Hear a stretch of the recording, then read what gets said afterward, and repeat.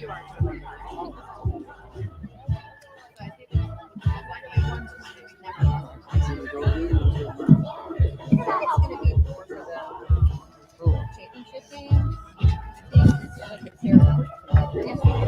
gonna need you guys to grab mics, and I need you to check audio levels.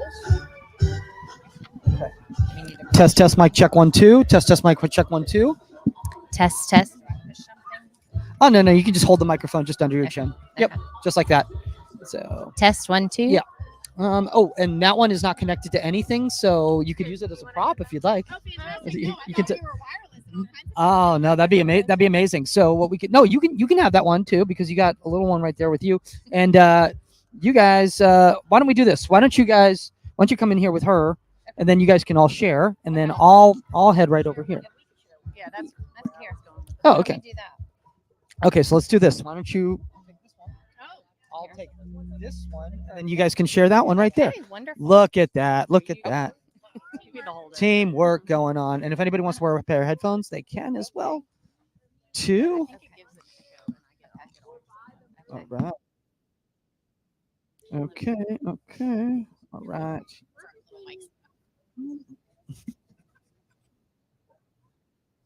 Oh, do you guys hear that? Yes. Oh, we are live. Yeah. Oh, yeah, we're live right now. Okay. We'll go live as well too here. Okay, so I am going to mute that. Test mic check 1 2. Can you guys hear me? Okay, fantastic. Perfect. All right.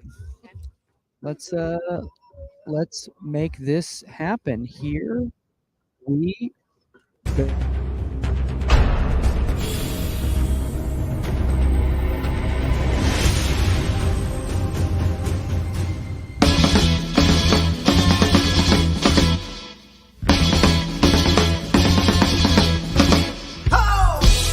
Welcome to Inside the 18. I'm Michael Magid, live from Richmond Goalkeeping Academy, once more in beautiful Midlothian, Virginia. Is that where we are right now? That's where we are. We've been having a great time over here. Shout out to Amanda Forrest and Richmond Goalkeeping Academy for all the awesome stuff that we got going on. We got a DJ right now. We got some boy band music playing, so everybody, we can start doing our dances. Get your dances going. Everyone knows the song. Come on. Oh, hold on. We got a comment coming in right here. So maybe this is somebody saying something about the comment. Oh, no, it just says they joined. Does that mean they joined us and they're going to come on our podcast, or what's going on? Guys, I'm Michael Magid, flying solo, no 99 World Cup winner Saskia Weber, because she's too busy being bougie and highfalutin over at CBS, covering the expansion draft yesterday in lovely Connecticut at the CBS studios. But that's okay, because I got a few people here that could fill in Saskia's shoes completely right over here. Why don't you guys introduce yourselves to the whole community out there? Only 100,000 people, so feel free. Hi, my name's Lacey Dunphy, and this is Weston here with me. Yeah. Yep, and he's giggling it up. Okay, awesome, cool. And how about yourself? Hi, I'm Allison Hughes from Charlottesville, Virginia. I love it. I feel like I feel like this is like some sort of like a pageant going on right there. How are you going to change the world? How about your guys' selves right here? Karen Palmgren, Hanover, Virginia. Okay. And I'm Marcy Durer from Mechanics. Okay, cool. And for you guys who are wondering, they're like, wow, did you just find random people on the street in Midlothian, Virginia to come on the show right now? No, actually, these people, they have a young, prospering goalkeepers within the Richmond Goalkeeping Academy, and they've also been volunteering their time with Richmond Goalkeeping Academy for the awesome Keeper Wars event that we've had right over here, as we have kids kicking boxes as they should be, with a lot of expensive equipment in them, and that's what we should be doing. So why don't you guys kind of go back and forth? And by the way, guys, you don't need to wait for me to ask you a question or anything like that. It feels very casual. We're just me hanging out. How did you guys get involved in Richmond? I was actually here on site for You can hold it too. Okay. Yeah. I was actually here on site for a soccer tournament, and Mario, one of the head coaches, I believe, I don't know what his actual title is, was training a student or prepping him for a game, and I was like, oh my goodness, I need that guy. And so he and I chatted, and he connected me with Coach Amanda, and it's been, been great ever since. By context, we're talking about for goalkeeping coaching purposes. Yes, The way you phrase that could be problematic to some people out there. We don't want to get anyone canceled or anyone in trouble. Sorry. Based on these statements right over there. No, he was warming somebody up, and we got Hayden into the academy about a year ago, and it's been absolutely amazing what she does for the community and does for the boys and girls on and off the field. Training them and just how to be good kids and be respectful. It's so important, and she embodies that and brings it to the kids. It's great. And by the way, if anybody's watching right now live out there and they know anything about Richmond Goalkeeping Academy on the Union app right there, feel free to stop in and put some comments in there, some questions in here, because I think the really important thing is, and we have a parents community on the app, because I think it's really important that parents learn how to not coach goalkeepers, but parent goalkeepers. And I think that's one of the wonderful things about something like Richmond Goalkeeping Academy is it seems like Amanda works with you guys to teach you how to parent a goalkeeper. Is that correct? Yeah, that's definitely correct. Marcy, did you want to say something? Yeah, step in. No, I was just going to say that, what we found Coach Amanda, several years ago, 4 or 5 years ago. We've been with her ever since. And we signed with Coach Amanda so that we could get, phenomenal goalkeeping coaching for our son, but we got so much more than that, because she's just, as a parent, you want to teach your kids to be, you want to raise them to be good, kind, strong, respectful, to help others. And she is such a positive role model, and she reinforces, all the kids look up to her, and she reinforces, as a parent, what you want your child to become. And so you can't put a price tag on that. So we just, can't speak enough, how much we love her. No, but if you want to put a price tag on it, guys, you just go to Richmond Goalkeeping. No, I'm totally kidding. Totally kidding.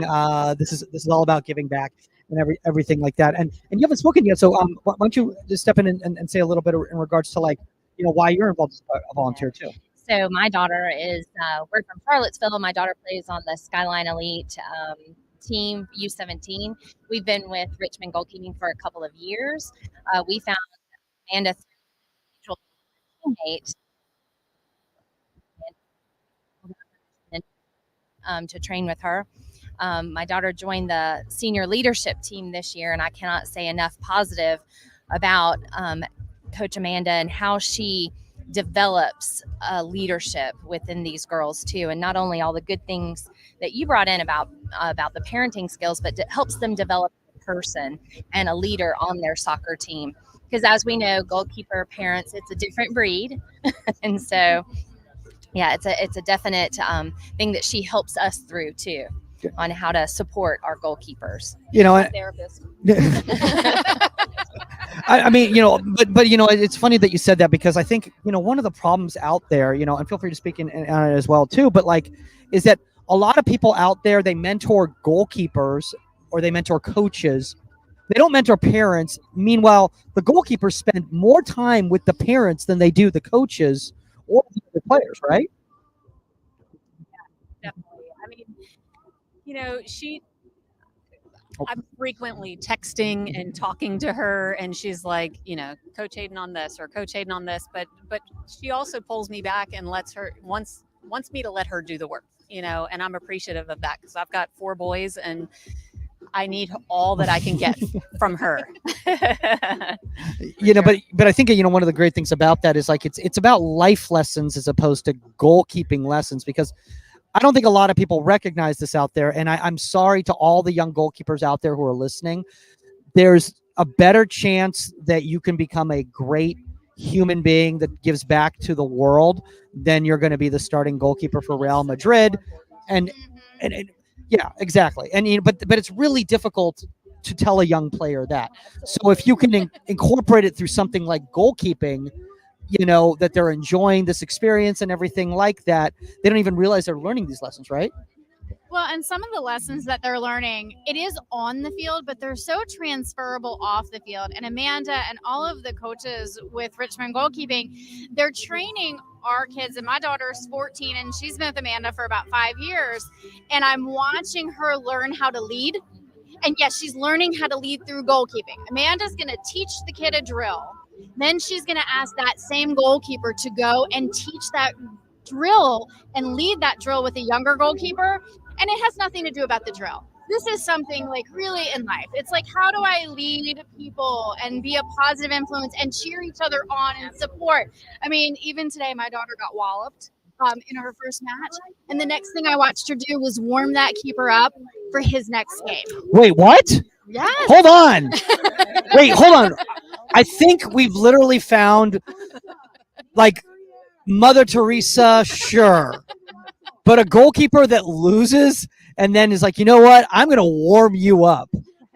Because it's about what's next. That's amazing. It's not just about That's the game. amazing. That's okay. All right. Well, that man has a large stick with a very big, heavy lens on it, so I'm not going to disagree with him in any way whatsoever. It's funny that you said that about in regards to like, it's about the longer journey because the thing is that like a lot of kids, they have a myopic view of everything, right? Because the thing is like they're like, oh, I want to start on my team right now, or parents a lot of the times are like, we need to be number one in the region right now. It's like your child's 8, like really doesn't. It does not. I hate to say it to all the parents out there. It doesn't matter whether your son or daughter wins the state cup. It really doesn't matter. But what does matter is how they develop long term. Again, as a person, but also as a goalkeeper too. Because how do you, as a parent, showcase to a kid? It's like, hey, do you want to play in college? It's going to be a long journey. Let's focus on how you're going to be at the level to play in college when you're 18, not 9.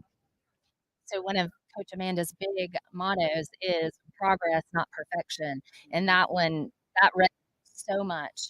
Every game, every practice, making sure you're making progress, but it does not have to be perfect. And it's a long road. It's a long road. Yeah, and I think the craziest thing about that too is that it's a long road, and a lot of times there's steps back, aren't there? Oh, definitely. Like you're like, oh man, I thought I was so good, and then I moved to another club, and now I'm not the starting goalkeeper. Or I'm like, oh, am I not good anymore? Or all of a sudden, like I was 5'4", like I just grew to 6'2" a year later, and now I can't walk. So am I bad at goalkeeping now? It's like, no, you got to grow into your body, right? Yeah. And I think, as parents, you've got to be able to let, and it's so difficult because, like you're their parents. And so they want to look at you as like, yeah, sure. I hear what you're saying, but the thing is you've seen it, maybe not as goalkeeping, but you've seen it in life, Yeah. Yeah. Oh, someone's got to take off right here. So no worries. Have a great one. Come on in. Look at this. Now we got 3, which means everybody gets a microphone, everybody. Look at that. Look at that. So where's that other microphone here? Oh, you were sharing. Oh, okay. Well, I guess you guys can still share right over here. So let's talk about something like goalkeeping, parents, and there's a Keeper Wars parents division. I've never seen this before in my life. Is that where she's playing? She's playing? Yes. She's playing in the thing. Oh my gosh. It is a first this year. I think it started off of a spinoff of a few jealous parents last year. Okay. Who really wanted to get out there and maybe just jealous adults. Okay. The kids were having all the fun. Okay. And then the pros come out and play and show off, tell us all, exactly what we're striving to do. Yeah. Some of the parents who may or may not have been athletes, but I can still do that. Yeah. I got this. Yeah. So this year they have the chance to, I still got this. Cool. Yeah. I'm not going to lie. I just watched one of our friends' dads steal his kids' gloves. Oh my gosh. Okay. We got to talk more about this. So can you hop in a little? Let's scoot over here. Let's move that chair over so everybody gets on camera right here because we're missing you out on camera here with all this craziness going on here. So let's see if we can get everybody on camera right here. I'll pan this out. Right. Oh, look at that right over there. By the way, everybody who's watching this, I'm not trying to look cool. It's the glare. I don't have sunglasses on. So I'm like, okay, well, I have a beanie on because it's cold. And then I got to put a giant hat on with a big brim to cover the sun right over there. So why don't you scoot in a little bit? Let's scoot in a little bit more right over here. So I want to talk a little bit just in regards to like the journey and like any advice that you guys all have. And I feel for anybody can step in right here to parents out there who are new to goalkeeping and this journey? Like, what would you say to a parent whose child just came from rec into a competitive environment, for instance? Well, my kid is actually still in rec. What? Yes, he is. We can't put as much into it as we would like with so many children. And I think that's what's been really helpful for me is to get Hayden into the goalkeeping academy, to give him a chance to get extra training and, Coach Amanda. So I think that's been the big game changer for him he's getting ready to go into high school. And I think it's really taken him to the next level. Okay. But yeah, so we're still in rec, but it's, changed his world. It does. Yeah. It does. I mean, and that's with you. You got to find what mechanism works best for you guys.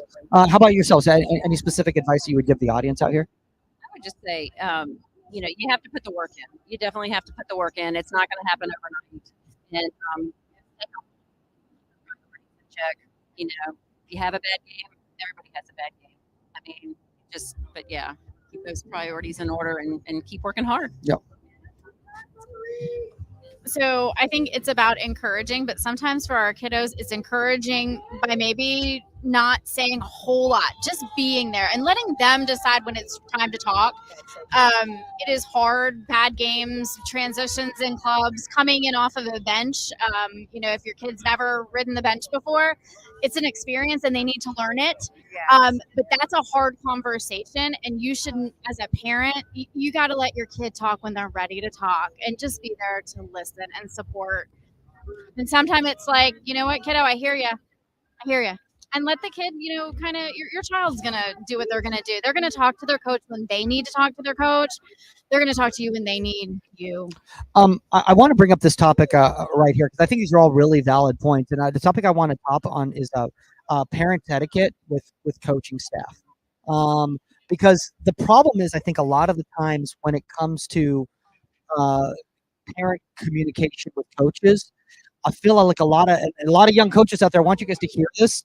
You're talking down to the parents, and that in itself is also disrespectful from the opposite standpoint. So you all have to understand there has to be a mutual respect from each other's side. Because if you act with a parent like they don't know what they're talking about, or a parent goes to a coach as if they don't know what they're talking about, each side is coming from the defense. So any advice about anybody who's ever had difficulties with interactions with coaches? I feel like I've been pretty lucky with our coaches, and I'll say with Coach Amanda, I'm appreciative because I know she knows her stuff. So I just sit back and do nothing. Like I'm out. I'm the mom. I'm the keeper's keeper, as her sweatshirts over there say. Yeah. She knows what she's doing, so I kind of step back. I haven't personally had any negative experiences. But. Okay. I mean, I have two boys who play soccer, one keeper, one field player. We've experienced all different kind of coaching styles.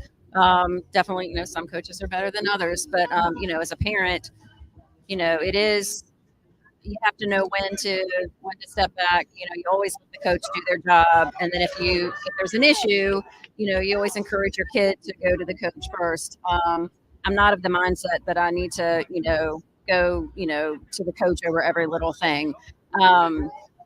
Again, mutual respect that you were talking about. Yeah. And, but as a parent, we also appreciate open lines of communication with the coaches. And I think that's important. Not that we have to know every little detail, and I don't need to know why a coach does what he does, but if we have questions, I appreciate communication. Yeah. And I think, one of the difficulty things, out there, and it's a trend that I see in grassroots soccer a lot, is the, for lack of a better term, the prestige chasing. So players are moving from club to club because the parents feel it's more prestigious. Is that really helping the development of the goalkeeper, or is it just because the parent can now have that little logo on their quarter zip, where they're at the field, And I think it's really important when you have an environment like this. It's independent.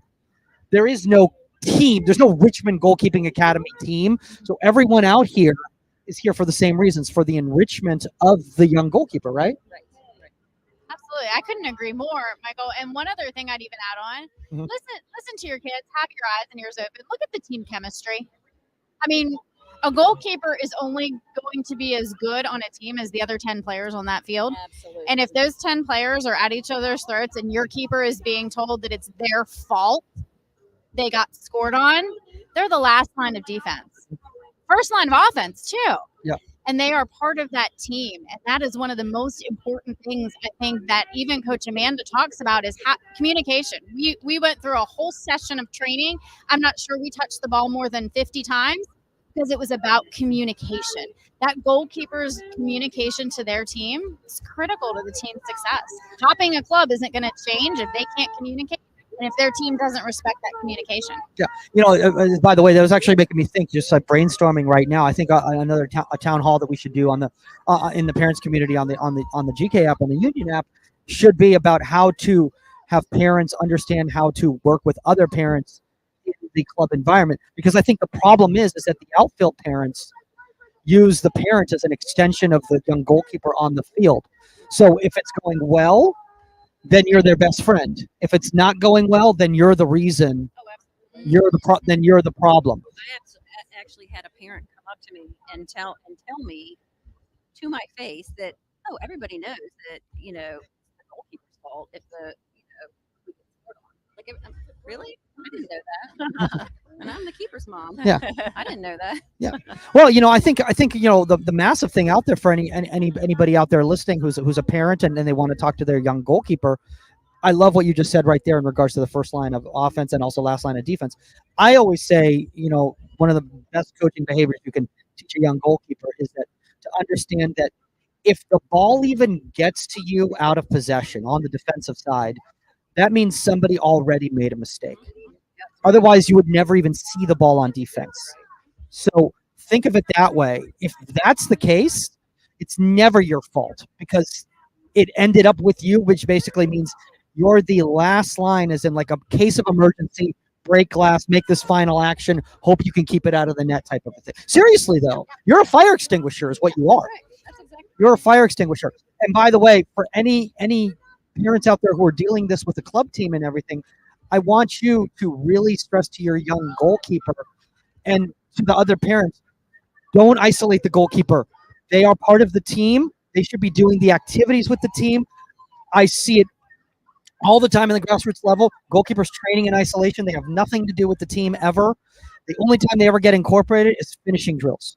Well, guess what that's going to do to the mental health of that goalkeeper? I can't stop anything. Why? Oh, because they're shooting it from 3 yards away, slotting it on you. Yeah. So anyway, I'm going to get off my soapbox about that right over there.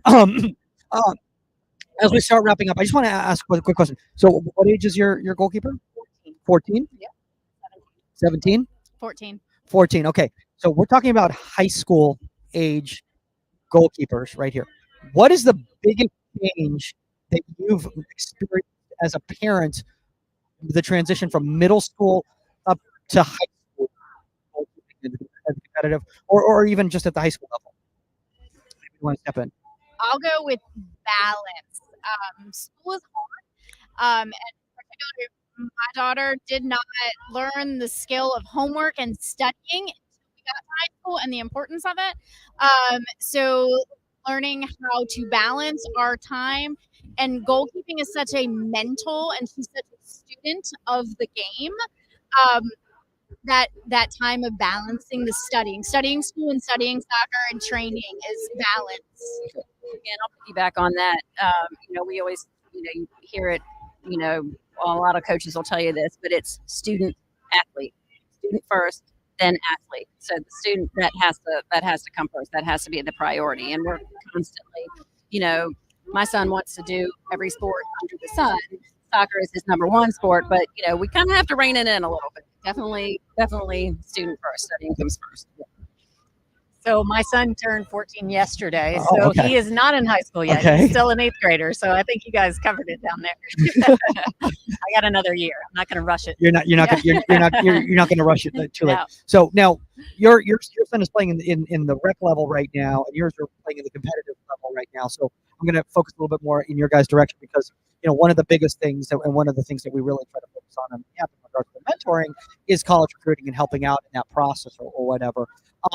Why are so many parents micromanaging the college recruiting process as opposed to letting the goalkeepers figure it out on their own. Give them guidance, but let them figure out where they want to go. What do they want out of school? Reach out to these coaches as opposed to drafting an email. And now now as a college coach, am I recruiting you or am I recruiting your son or daughter? Yeah. I am, and I'll say this: Coach Amanda has actually developed a phenomenal manual for this, and I've learned a lot from her about that and what to do and what not to do. We always, I have an older son, older than my 17-year-old. He's actually in college now, and he decided when he was a sophomore, he's a very talented soccer player, but decided that he didn't want to play soccer in college. And we're like, dude, we don't want you to pick your college based on soccer. Yep. Figure out what you want to do and decide where you want to go. And he's just excelling and he's doing phenomenal. And now our youngest son is faced with the decision: do I want to play in college? Do I not? What is the right path for me? And he's leaning towards not playing, and we support that 100%. We are not living vicariously through our children. I want my kids. Oh, you're not on like the big soccer rankings things to see where your kid's team is? Absolutely not. I couldn't even tell you where to find that. Please. Don't know. It's don't know. Yeah, that is a bane of my existence. Yes, no. And I just want my kids to. They will be successful where they are happy and where they are. They will make that decision. I'm not going to do it for them, and that is, the biggest advice I think I can give to parents is like, let your kids be who they are. Yeah. And I think that's one of the most difficult things, like in regards to like the fact that like if you have a child and you've invested all this time in an activity and then all of a sudden one day they say, oh, I'm good. And I think a lot of parents have trouble with that. They're like, but I just spent the last 7 years on this. And then you start realizing, okay, but that's selfish. It is. That's selfish because now you're putting your needs and now you're basically telling your kid that like, how dare you let me put all this time and effort into something, And you know what I say to that? Not to interrupt you. Yeah. But you know what I okay. say to that? Yeah. Is all that we have spent, yes, so much time and so much energy and so much money, but that time was with my kids, and I can never get that back. Yeah. And that time, the money, again, you can't put a price tag on it, but all that time and energy and money was spent developing my children into these good people, these good human beings. I'm not doing this so that they can go pro one day. I'm doing this because I want them to be the good people that I know they are meant to be. Yeah. I mean, no, I think you said it perfectly right there. Well, we'll start wrapping up because I know I apologize for taking all of your guys' time, but like we just keep talking and talking and talking. I'm still a third of the amount of talking that Amanda would do though. So No doubt. we all know that. Literally I had to stop during our last podcast. I'd have to like step in there. It's like, all right. So anyway, moving on. Not in a disrespectful way. We still love her. Yeah. She's so passionate about it though. I think it's really, really important. So, And that's why training's always on over schedule instead of short. Definitely. Because she's so passionate about it. I mean, I heard her last time I'm staying at her house right now. It's like I heard her at like 1:30 in the morning. I'm like hearing her like Texted me at 2. I'm like, when do you sleep? How does she sleep? I don't think she did. I don't- last night. It's Just wait till that's tomorrow. okay. Okay. So the next couple days she'll sleep. Tomorrow. Next couple days she'll sleep. Last thing I want to ask you guys here before I let you guys go back and have a good time and bust a move out there like Young MC. Is by the way, none of these kids know any of these songs. Let's be honest. Let's be honest. They're all for us. Oh yeah, exactly. We're having a ball. I was like listening. I was like Vanilla Ice going on. There was like Young MC going on, and like yeah. There was like Smash Mouth playing, but earlier, like the kids were like, I have no idea. And then like all of a sudden their music plays. It's like, I'm like, I don't want to sound like an old man yelling from my lawn, but I don't understand any of those lyrics. I've now become old. I've realized it's very concerning when like you start realizing that like the mixes on Spotify that are called like retro mixes are like, oh, I love this song. This is from like my CD folder. All right. Anyway, this is depressing. Let's move on. The last thing I want to say is helping parents out there who who are having trouble finding the right club environment for your goalkeeper. What are your guys' thoughts? Obviously, you're in the rec environment, which works for you guys. Why did you choose that? Why does that work for you? All four of my kids are all playing the same league. Okay. And we go on the weekends and we just sit at the same complex, and that works for us. So, one day we hope to get Hayden into a travel league, and at that point we'll have to divide and conquer. And I'm sure Coach Amanda will help guide us on that, and we'll do our own research. But yeah it's kind of where we are. Yeah. So my daughter is currently going through a transition from one club to another club. Oh, okay. And the amazing thing about the process for us is that the first club has actually helped us with the transition to the second club. And I think that one of the things that I've learned is that when a player tries out for a club, it is as much a tryout for the club to the player as it is the player to the club. Everything from communication, coaching styles, chemistry, dynamic, mission, vision, all the things. Both the club that we're in and the club we're moving to have huge outreach components, give backs to communities, leadership programs within. Those are things that are super important. So I think it's a matter of researching and learning, not just throw your kid at every club for a tryout and who gets my kid kind of thing. Yep. Yeah, I'll just say my son has been with the same club since I can remember, and he did recently have an opportunity to. He tried out for a much higher level club, and he just decided that it wasn't for him, and he had an opportunity to play with a team that several of his friends were on that he played with for years, and if he knew for sure that he wanted to play in college, he probably would have moved to the other team. But because he wasn't sure and he knew he wanted to be with his friend, and he had this good solid relationship with his team, he decided to stay with them. So I think it's just, you just gotta let your kids figure out what's the right fit for them. By the way, I want a lot of people out there to listen right now. If your child coming in from Amanda. Oh, we got to wrap up. You got to wrap up. Okay, gotcha. Good to know. We got 4 minutes. 4 minutes, everybody out there. And I just want a lot of people out there, a lot of parents out there who their child says, "Hey, I've decided I want to step away from the game right now. I want to take a break or whatever." That doesn't mean that they've decided they're forever going to step away from the game. I know young goalkeepers who decided to quit club in high school, ended up going to college, and then decided, I want to try for the club team, which isn't to the competitive team, but it's an environment still where they're playing. Or I want to try to walk on the team. I want to come back to it or everything like that. Or, hey, I want to focus on basketball. And now all the lessons that I learned from playing competitive club, I'm now focusing on club basketball, So it all kind of comes together. Guys, I appreciate you taking the time right here. I don't want to get kicked off this entire facility because Amanda is like, "Hey, you guys have gone over time out there." Obviously, guys, if you want to reach out to us, it's contact inside the18media.com or at Goalkeeper Podcast on the Union GK app. Again, guys, we're going to have another town hall in the parents community in January. By the way, if you're listening to this or watching this right now and you weren't at the event here and you're part of Richmond Goalkeeping Academy, there is a promo code Richmond GK for 25% off a Union GK annual subscription, so you guys can check that out. Thanks again, all of you right here. Plus, who's the woman who was here earlier that had to leave early because she's going to play? She's putting her gloves on or something. Oh, she already playing? Yeah. All right, we got to film that. Let's get out of here. All right, guys, that's all the time on Inside the 18. We're going to go do some MC Hammer over there, Running Man. We're out. Later, guys.